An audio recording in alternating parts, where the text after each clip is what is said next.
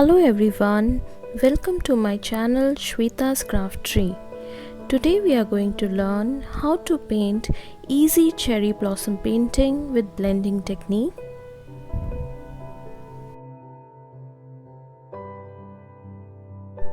First of all, we are going to mask the edges of paper with masking tape.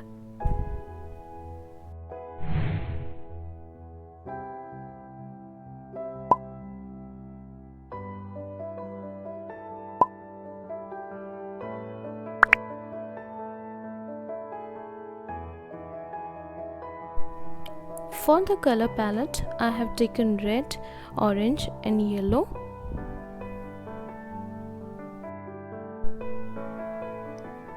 I have taken a flat brush and will be starting with the lighter shade on the upper part of the painting and then going forward towards the darker shade.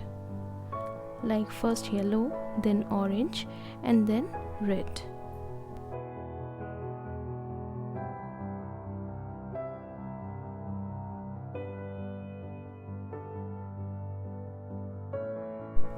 While blending two colors, you have to make sure to use lighter shade to blend both the colors.